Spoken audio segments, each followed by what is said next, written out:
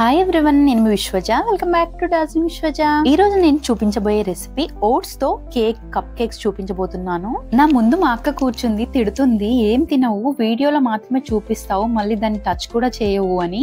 ఇంత tasty food ముందుకు పెట్టుకుని తినకుండా ఉండడం ఎంతో కష్టమో తెలుసా? డైట్ అంటే అలాగే ఉంటుంది. మరి ఇవన్నీ చేసేవి అంశుకి, సూర్య కోసం, ఇంటికి వచ్చే వాళ్ళ కోసం మాత్రమే చేస్తాను. నాకు చేసి పెట్టడం అంటే చాలా చాలా ఇష్టం. వాళ్ళు ఎంజాయ్ చేస్తూ బాగుందని తింటే చాలా హ్యాపీగా అనిపిస్తుంది. ఓట్స్ తో చేసా కాబట్టి డైట్ చేసే వాళ్ళు కూడా ఇష్టంగా హ్యాపీగా తినొచ్చు.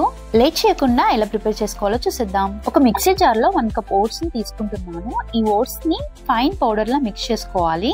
వీడియోలో చూపిస్తున్నట్టుగా ఇలా మిక్స్ చేసి ఒక బౌల్ లోకి తీసేసుకుంటున్నాను. 1/2 టీ స్పూన్ బేకింగ్ పౌడర్ ని, లైట్ గా బేకింగ్ సోడాని యాడ్ చేస్తున్నాను. 1/4 కప్ గోధుమ పిండిని కూడా యాడ్ చేసి దీనంతా బాగా ఇలా కలుపుకోవాలి. ఇప్పుడు ఒక మిక్సీ జార్ లో 1/2 కప్ బెల్లాన్ని తీసుకుంటున్నాను. 1 కప్ పెరుగును, 1/2 కప్ ఆయిల్ ని యాడ్ చేస్తున్నాను. 1 టీ స్పూన్ కోకో పౌడర్ ని, 1/2 టీ స్పూన్ వెనిలా ఎసెన్స్ ని యాడ్ చేస్తున్నాను. దీని అంతా బాగా మిక్స్ చేసుకోవాలి. ఇలా మిక్స్ చేసుకున్న తర్వాత ఓట్స్ పౌడర్ ఉంది కదా, అన్ని మిక్స్ చేసి పెట్టాము, అందులో యాడ్ చేస్తున్నాను. ఇప్పుడు దీని అంతా ఉండలేం లేకుండా బాగా కలుపుకోవాలి. స్పూన్ కన్నా ఈ ఎగ్ బీట్ చేసే దాంతో ఈజీగా మిక్స్ అవుతుంది. మీకు ఎక్కువ గట్టిగా అనిపిస్తే మిల్క్ ని యాడ్ చేసుకోండి.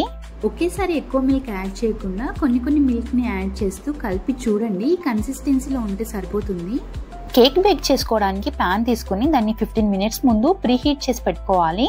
15 మినిట్స్ ప్రీ హీట్ చేసి పెట్టుకున్న తర్వాత ఆ రింగు పైన ఈ ప్లేట్ ని సెట్ చేసి, ఈ 4 గిన్నెలు పట్టడానికి సరిపోయేంత ప్లేట్ ని తీసుకున్నాను నేను. ఈ గిన్నెల్లో ఫస్ట్ ఆయిల్ అప్లై చేసి పొడిపిండిని డస్ట్ చేసుకోవాలి. అప్పుడే కేక్ స్టిక్ అవ్వదు.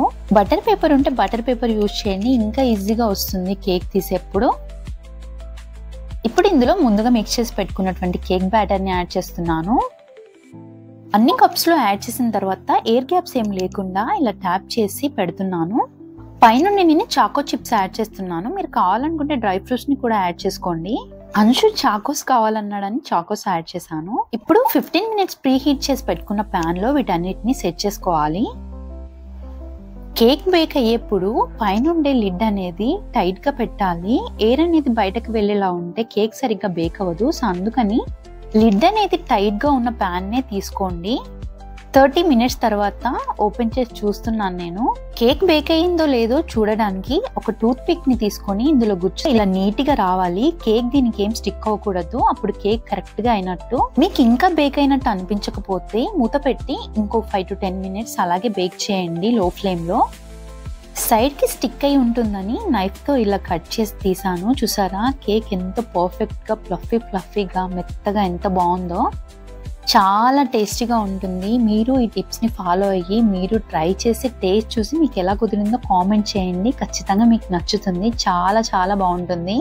మీకు ఇంకా ఏమైనా డౌట్స్ ఉంటే కామెంట్ చేయండి, నేను రిప్లై ఇస్తాను. మీలో ఎవరైనా ఫస్ట్ టైం నా వీడియో చూస్తున్నట్టయితే లేట్ చేయకుండా నా ఛానల్ని సబ్స్క్రైబ్ అవ్వండి. వీడియో నచ్చితే లైక్ చేసి షేర్ చేయడం అస్సలు మర్చిపోకండి. మీరు లైక్ చేసి షేర్ చేయడం వల్ల నా వీడియో అందరికీ రీచ్ అయ్యే ఛాన్స్ ఉంటుంది. Thank you, bye.